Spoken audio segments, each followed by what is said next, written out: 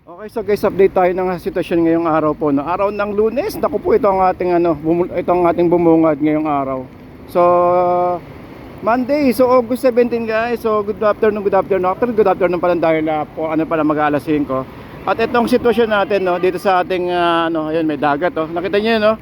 Hindi tayo tumuloy dito sa motor gawa nga ng ito ang sa inyo. Talagang titirik talaga kayo rito. Ayan, no, nakita niyo.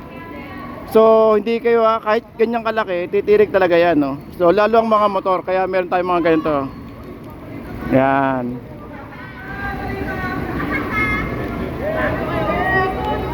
Kuya, libre ba yan, kuya? Kuya? Kuya? Kuya? May bayad ba yan?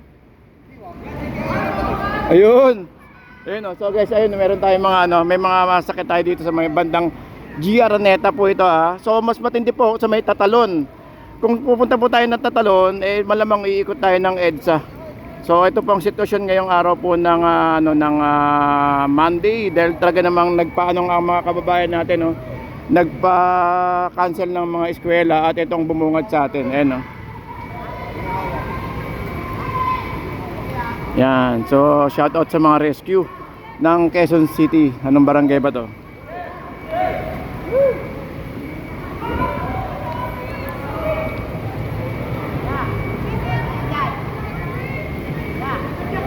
Kaya marami pa doon, kuya? Marami pa?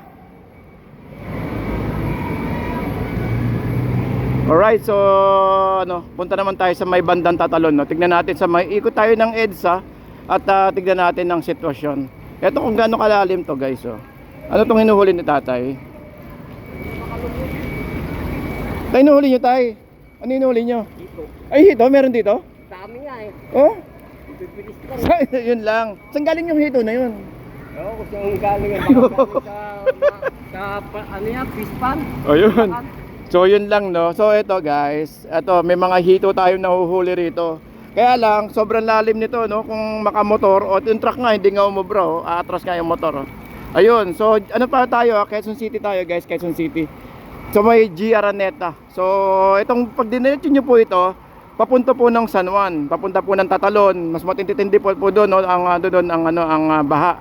So ito lagpas na tao to, lagpas tao na sigurado banda doon sa may bandang Quezon Avenue.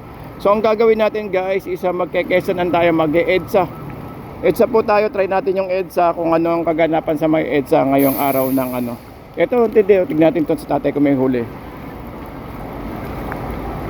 Pero kanina meron. Marami dyan. Mataasa ng tubig eh. Pag yun. Marami. Dami kang mahuhuli. Ito tayo hanggang Tatalon na to, no? Diretso na yan, hanggang Tatalon yung tubig. Pagdating ng retiro, lagpas tao. Oh, yun, pagdating ng retiro, lagpas tao, sabay bandang Tatalon, guys. So sa mga dito, no, sa mga dadaan dito, ay naku po, wag niyo nang ipilit, lalo't pag mga ganitong dire-diretso ang ulan. Actually kanina lumakas yung ulan natin bandang alas 3, alas 4, lumakas po yung ulan. So ito po yung ngayon, itong sitwasyon natin, talagang total ghost ang Calamo Ghost Town, no, tong area po natin dahil po sa matinding baha. Dito po sa may G. Araneta, guys, ha. No, may mga nakatambay na mga truck. Kasi hindi talaga makadaan to kahit ganito kalalaki itong mga truck na to. Tignan nyo, ang titindi ng mga truck na yan, nalalaki niyan. Kumbaga isa matitindi makina niyan, pero hindi po makakadaan yan. Lagi ganyan, na ganyang sitwasyon. Ayun, no, may mga reporter po tayo dito, mga correspondent, mga GMA News. Ayan, nandiyan sila. Ayan, no, sum ko sa inyo, ha. Yan ang mga taga GMA News correspondent natin. So nagbabalita.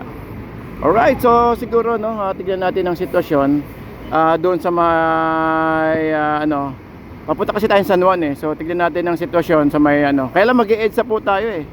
So yun, so tignan natin ang sitwasyon pag lumiko tayo sa may bandang Cubao kung may tubig pa. Alright. Okay, so guys, hanggang dito naman tayo, no. At tignan natin to. Sige nga. Nako, titirik ka dyan, kuya. Huwag mo na ipilit. Saan kayo pupunta to?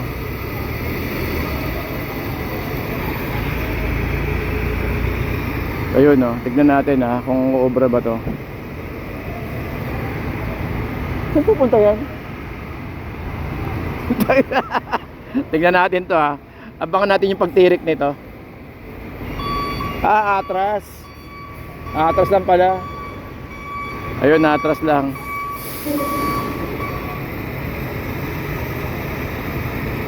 Okay, so yun, no? So nag-aatrasan yung mga ibang truck dito.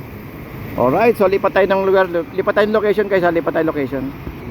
No, nag-iikutan yung mga truck na malalaki, gawa nga ng hindi po talaga kaya ng mga, hanggang tatalon na po ito hanggang Retiro daw, sabi nila tatay. Alright, so hanggang dito lang guys, no.